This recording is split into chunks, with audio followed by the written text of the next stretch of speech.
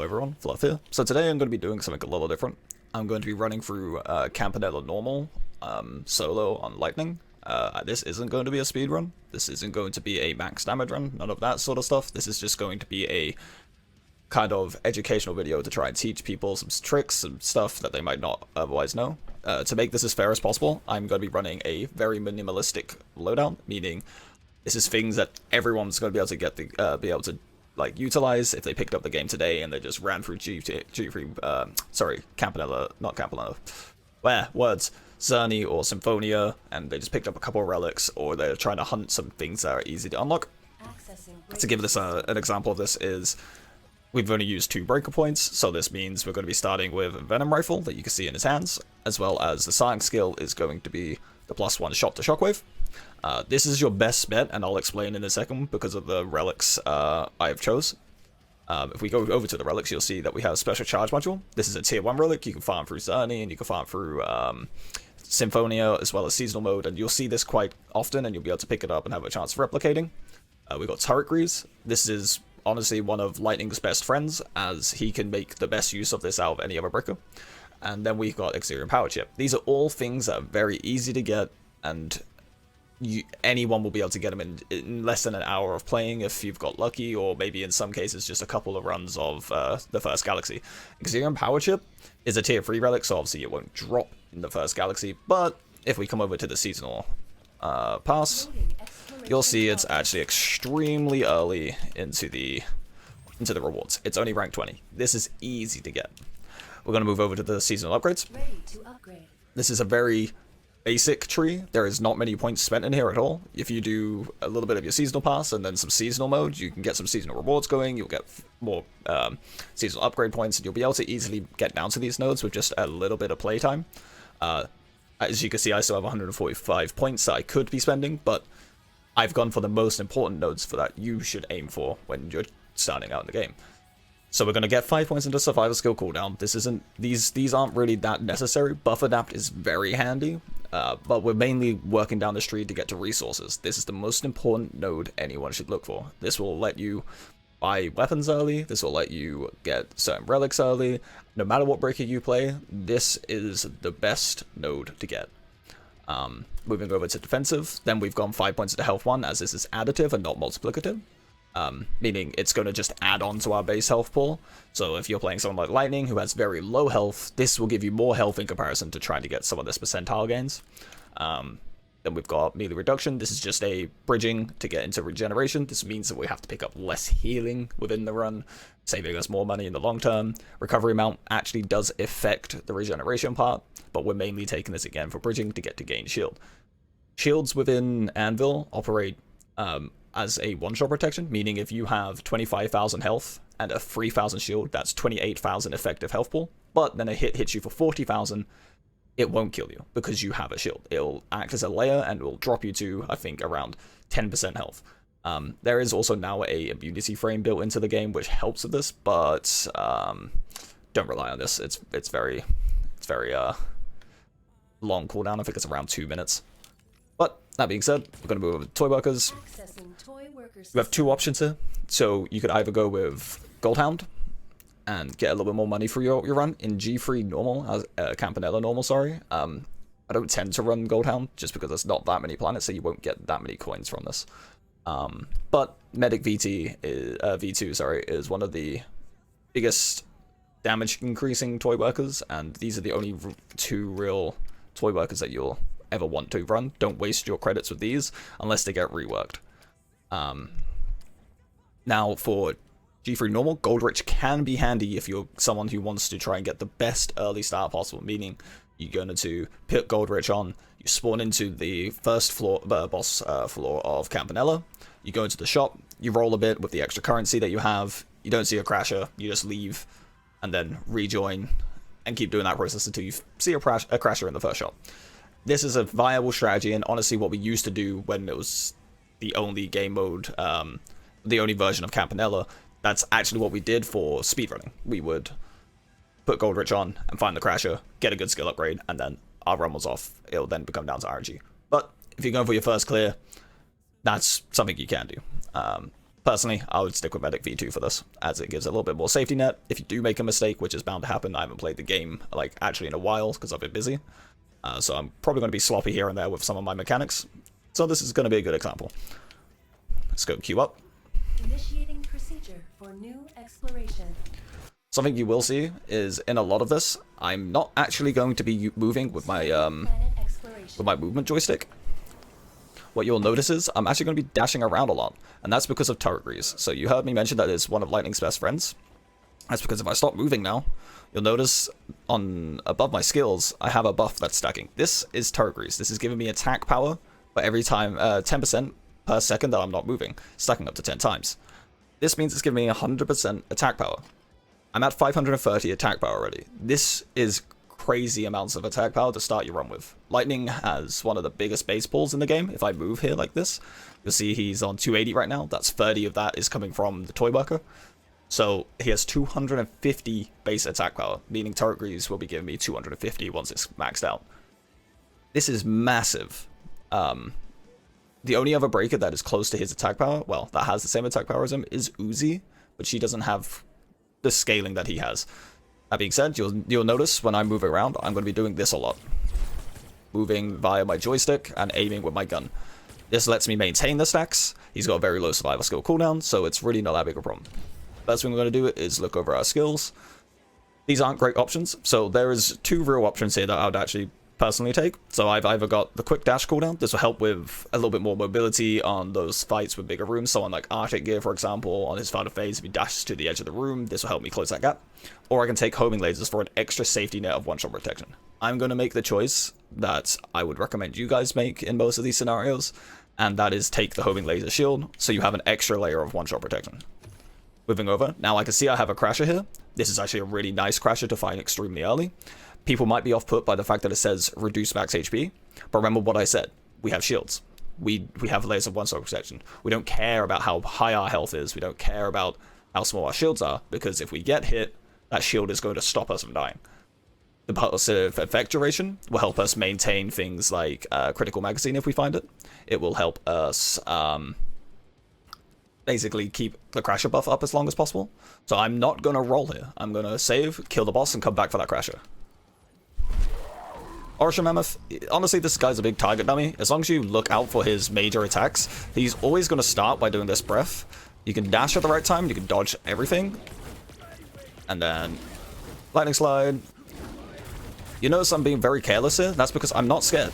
So when you remove the first blue bar off of Orisha Mammoth, he's going to go into his yellow bar. And when he does this, that's when he starts doing that slam and charging around. You're pretty much safe as long as you count every 2 slams. So here's the second slam. We're going to dodge. That means now he's going to do one more slam. This one is not going to charge, but if he got that off and then did another slam later into the fight, after that second slam, he will then charge at you.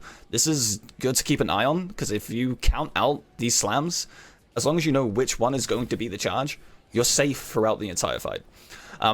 Something that might catch people off guard is at the start of that fight when he lets out all those little bolts. He will then yell and freeze. If you use an iframe, like I lightning slide, or if I use the iframe granted from dodging, he won't actually freeze you. That's how you saw I didn't really get affected there. But we're going to buy this crasher, and we don't really have money anymore to buy any relics. So what I'm going to do is save my money and move on to the next floor. Now that we've got a crasher, we're really going to need to find things that amp our damage. So we're going to have to find more skill power, find more attack power, find this 200% shockwave, find the 300% lightning slide, like these type of things. These are the things that we now want to be looking for. So in here, we don't see any damage, but this enhancement type module is going to be big. So lightning being a skill-based breaker, his biggest drawback is when he doesn't have his skills off cooldown, obviously. So we're going to look for things that reduce cooldown or make our skills hit harder. Reactor-wise, we would love to see something like a bleed reactor or a poison reactor. This will help us greatly when we go into the last boss, but we'll discuss that when we get to it.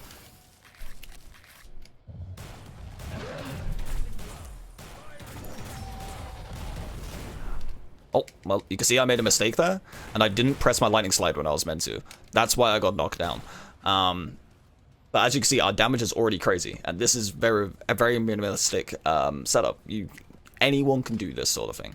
I didn't comment on the skill upgrades that I took, but the 3 options weren't that great, so I just took the one that's going to benefit me most in terms of damage, and in that case it was the laser turrets having a higher uptime. This is mainly for the later planets when they fight stuff like Arctic Gear and Protean Beasts, as it will obviously last longer for other phases. You're noticing as well, in these early planets, we have so much damage that I'm not actually firing the lasers, because it'll just be a waste of time. I'm just going straight in and shooting the Crasher and shockwaving. So we're going to pick up the cooldown, and let's move on over to Armor. So Armor is going to be one of the more longer fights of this run now. He's going to have 4 health bars. Things to look out for Armor is the tail swipe at the start. It's deceptively long. It will catch a lot of people off guard and knock them over even when they think they're out of range. So this is a really stacked shop. So we're not going to roll again. And we're going to save our money from now to when we've killed Armor to pick up both of these. Critical box, since we have 100% crit after firing. So if you look at my crit right now, then we fire. We have 100%. Since we have this, we're going to be looking for crit damage stuff a lot. So here, nothing great. The best DPS option, and it's going to sound weird until you hear me out here, but the best DPS option for us is actually the Lightning Slide. This is because if we find something called Defense Suit of Retaliation within the run, that 200% defense it grants will be multiplying our base defense. So we have 30%, 200% of that will take us to 90. That means we're going to be getting 90% defense converted into attack power once we find that Retail Suit. Aside from that, it also gives us immunity to status effects. This is useful for if we make any mistakes versus something like Arctic Gear, and so we can't be frozen. No ammo consumption is also great because this means we'll be able to maintain our Crasher stacks, even though it's not that bad. Right, so first thing we're going to look out for when we're going into armor here is we want to be trying to identify what attack it's going to be doing. If it rolls towards us, then we want to actually roll towards him. If he does the attack where he tail swipes at the start, then we want to kind of like dash to either the side a little bit or straight towards him. So this way we're on top of him once he finishes that animation. You can kind of manipulate this based on distance, so he's going to tail swipe there. Oh, he actually did the roll. Okay, I got a little bit too close. There we go. So we're just burning through this health bar. So now he's going to phase. We moved 1 health bar, so he's going to phase into the next health bar. We're just going to look out, utilize our dodges, and keep jumping off these spines to lay more damage down and hopefully skip the next phase. Excellent. So now he's going to go into the next phase. This phase is a little longer in terms of his iframe, but you just take him to the store here. Just spam dash at the door, and eventually he'll lay down and just let you abuse him. During the iframe, we're going to turn around for out the shockwave. Well, he'd actually knocked me down there. That's unfortunate. But we're going to dodge up and follow him. And then he's going to transition again. So now, same thing as before. Look out for the spines. These yellow spines are the ones that are deadly and will knock you over. So as long as you're dodging off of the brown spines, you should be completely fine. Just get some dash going.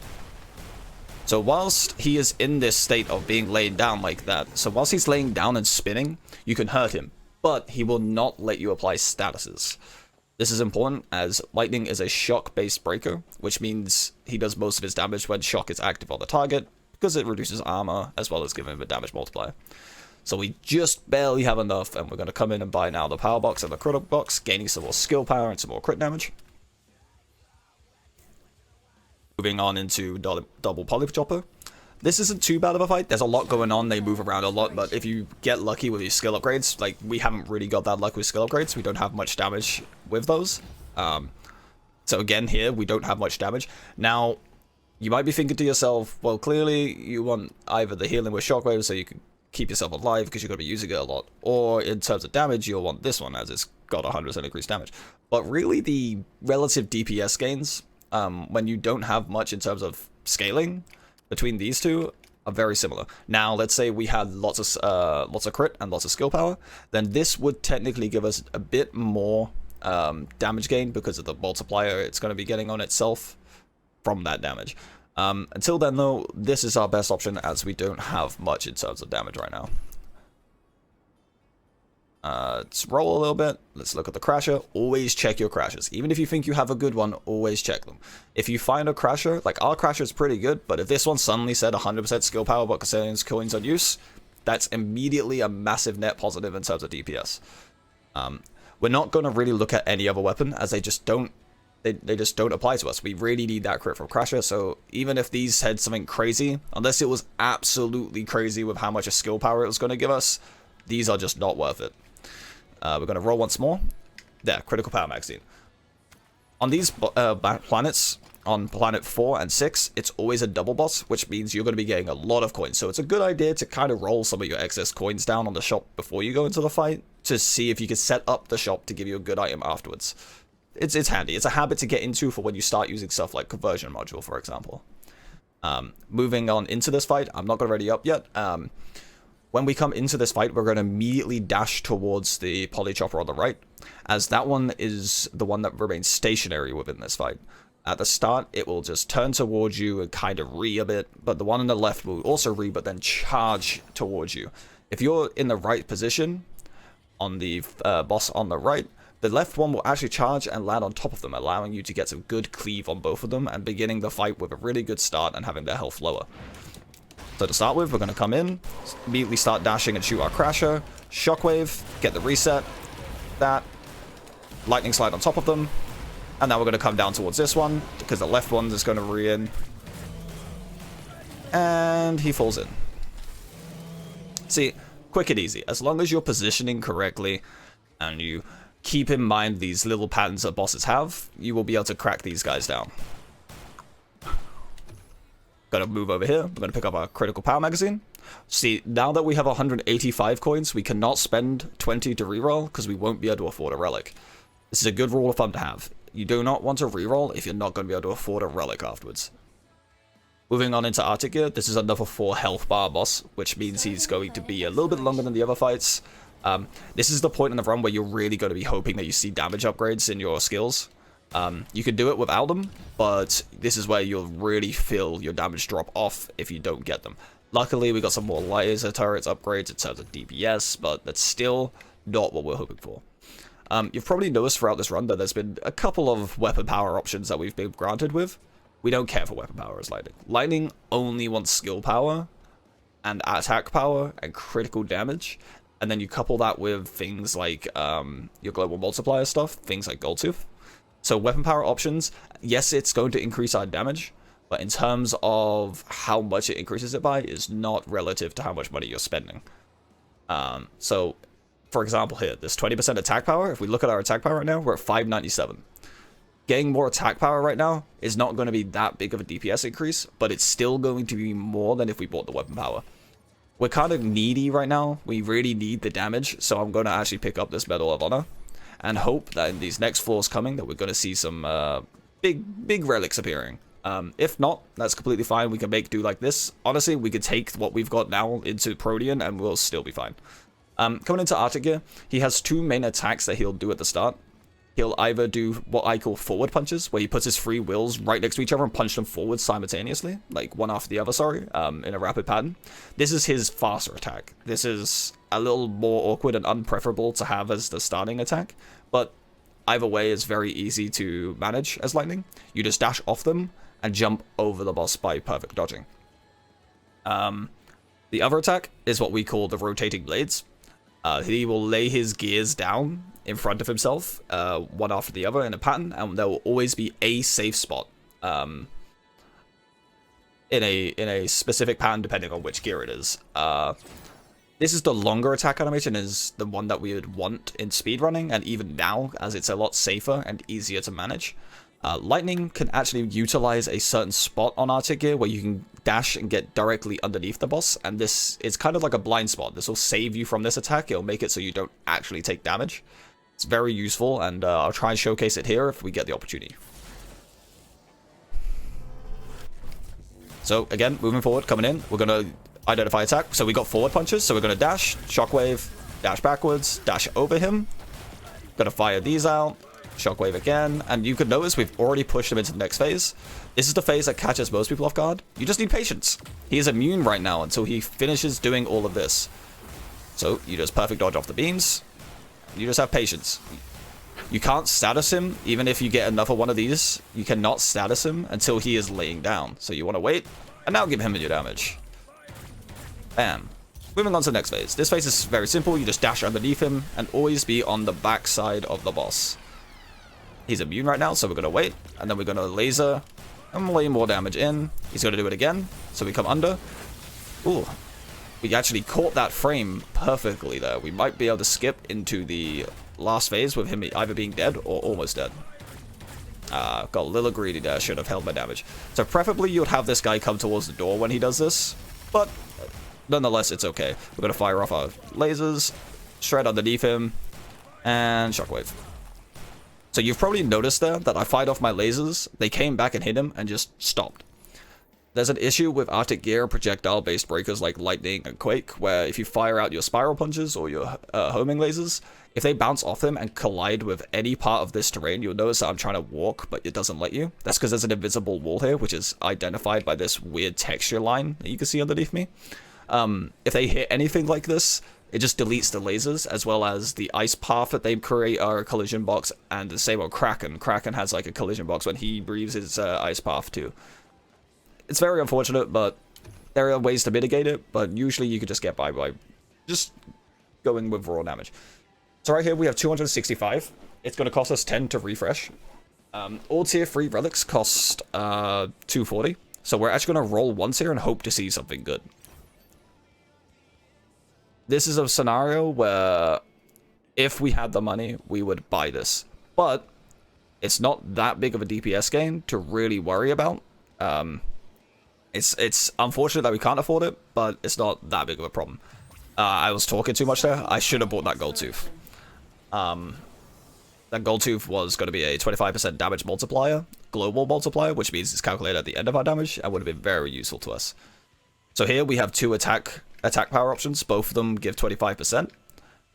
Attack magazine will actually have 100% uptime, whereas if we get hit, this will be lost. So I would prioritize this over the attack safe attack backpack. As you could tell from our attack power, it's pretty high right now. So what we're gonna do is we're gonna buy it. And then if you remember what I said earlier, that's 4 and 6 are both double bosses, and we have excess money right now. So what we're gonna do is try and set up the shop to give us a good buy. Now this is a good buy. We want both of these. We don't really want that. The problem with these 30% relics is it's really hard to utilize them and have them have your health remain below 30% without having to have a very particular setup, which by the time you've got that setup going, you're sacrificing so many great relics to be able to get it to work that you're not really gaining damage. You're kind of putting yourself in a situation where you're just slightly better than your base stats. It's really not that great. I would avoid these where possible. Coming over to the poison reactor though, and skill amp magazine, this is more skill power. We have high attack power right now. We need more skill power. Poison reactor. Poison's a very strong status, and you're going to see it do really good things on the next boss. It won't do that great here, since this is a jungle biome, and jungle biomes are immune to poison. We can't afford it anyway, so we wouldn't be able to buy it, but this is... Protean has a lot of base health. Poison is going to do... Poison could basically solo that fight as long as you don't get hit. Now, we did not get good skill upgrades. Our skill upgrades are hot garbage right now. Laser turrets upgrades are pretty good. Like, these are actually pretty good for laser turret upgrades, and you would want these. But ideally, you would have a lot more shockwave upgrades, and the lightning slide with 300% damage. Yeah, but having the cooldown from that to put into our shockwave is useful. It'll give us more shockwaves. It's okay. So, coming into these next fights, it's the double cats. Now, a big problem that a lot of people seem to have is that they want to rush to one cat. This isn't optimal. This isn't efficient. You want to try and get the cats together, although it can be dangerous. You want to get them together so you can cleave on them and really crank down the time that you spend in this fight, because the longer you're in this fight, the more damage you're going to take from the random AoE, the random swiping, and the random times that the cats will leap you whilst being off screen. So you'll notice when I position at the start here, I'm going to kind of go to the center and let them walk towards me, and then lightning slide on top of them whilst they're doing their swipes, and then as they do their third swipe, I'm going to dash down towards the door, hopefully, so that way I can get a perfect dodge off the swipe and turn around and shockwave them. So like I said, coming in, I'm going to come in whilst they're walking over, fire out my lasers, lightning slide, and the last swipe. Perfect dodge down, come back up, shockwave. If we had more damage, this would ideally be the part where they're dead. Shockwave again. Dash back up. Lasers. Dodge down. Dodge up. Shockwave is back up, so we're going to fire it. You're noticing I didn't get knocked down there? That's due to the buff duration increase and the immunity to status effects on Lightning Slide. So the thing that people probably don't know is Lightning Slide gives you an iframe, but also immunity to status effects makes you immune to all things that are considered a status. Knockdown is considered a status. Slow is considered a status. Being silenced is considered a status. These are all things that will prevent you from being able to control your character, so in the game's eyes are considered status effects. Moving over, we're going to pick up the Poison Reactor now and the Skill At Mag. In a speedrun setting, I probably wouldn't have bought this Skill At Mag. Yes, it's 50%, but I would have actually carried the money over into the next floor and hoped for a bigger upgrade, because this means that we'll be able to kill the next boss faster. That's the sort of thing we're usually looking for. But in this type of run where you just go for your first clear, we need more damage, so we got the damage when we can. Because we cannot guarantee that this next floor is going to show us something useful. Starting planet exploration. Coming up. See?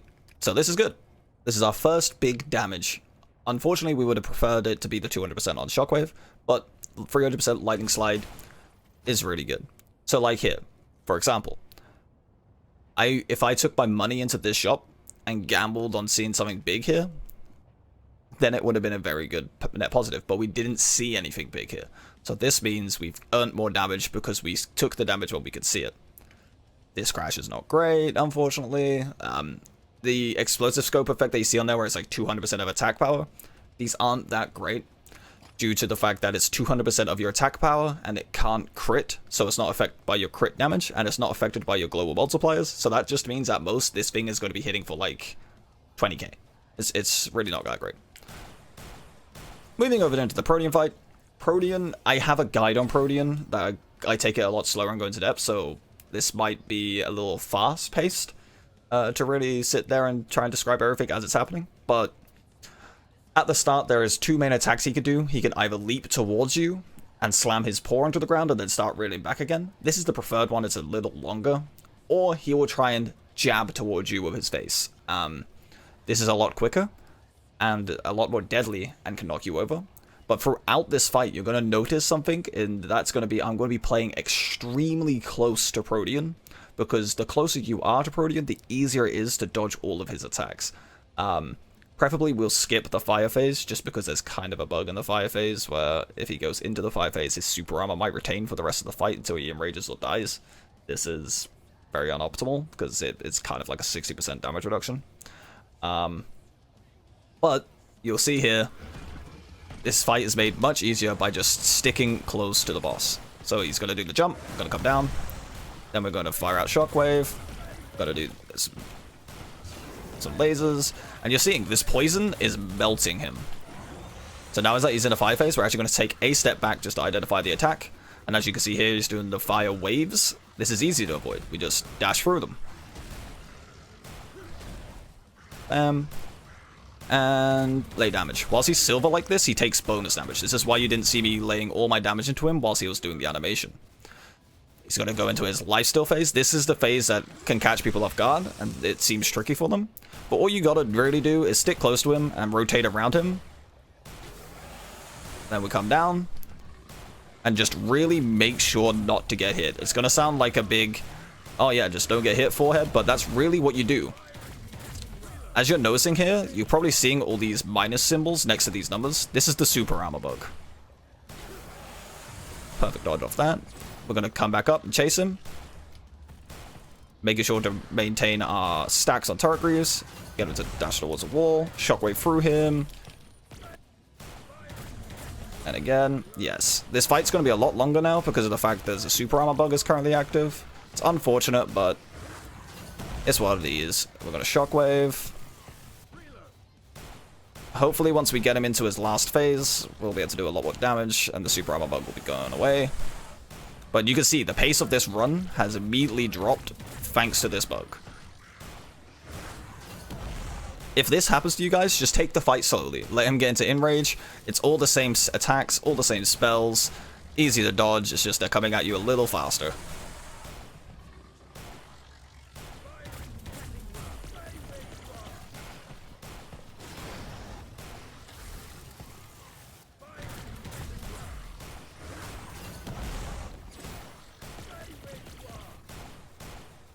Yep, just gotta slowly work down his health. So here comes the dash again. We're gonna dash away from him. Let him hit the wall. Come back at him. And try and put as much damage in as we can. It's unfortunate that all our statuses are now gone. But hey, this just means it's gonna be easier for you guys to see the fight and how we really want to be playing it to avoid it. Keep dashing. Fire out our lasers. There you go, he's in the last phase. So for this part, you want to get into the center of the room and count his dashes. So, 1, 2, 3, 4, 5, 6, dodge. If you follow that pattern, the balls should never become an issue, and this phase should be rather swift for you to take down. You can either dodge on the 6th jump, or you can use your lightning slide as a way of iframing it.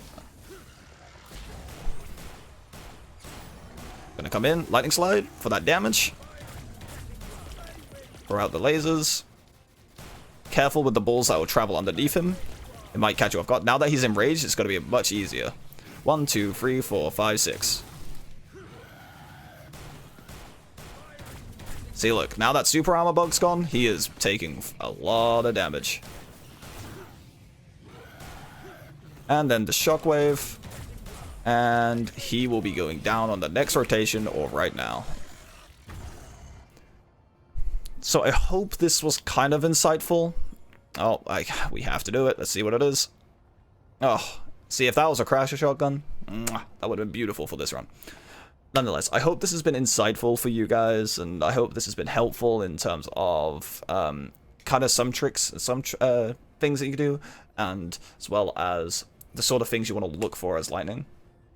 7-minute run, a lot of that time was wasted on Protean due to the bug, but that's unfortunate.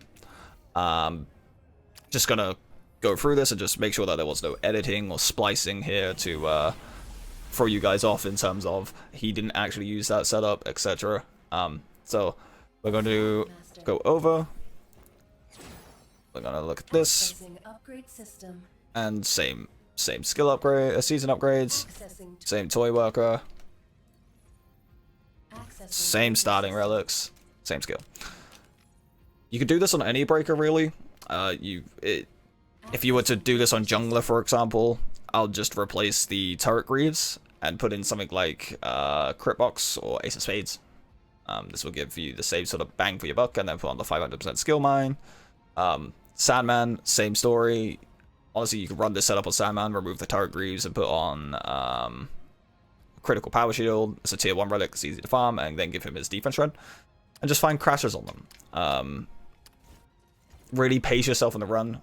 Recognize where you go wrong, what goes right, and then try and improve upon those things. And that's really how you see progress in this game, and as well as keep an eye on the things that actually increase your damage, as well as the things that might be reducing your damage, as this is the type of stuff you want to be looking for to really assess how to get consistent runs. But yeah, anyway, thanks for watching, guys. I hope it's been helpful. If it has, like, comment, subscribe, give in the comments any feedback, anything that you wish to see, the ways you think I could improve on the videos.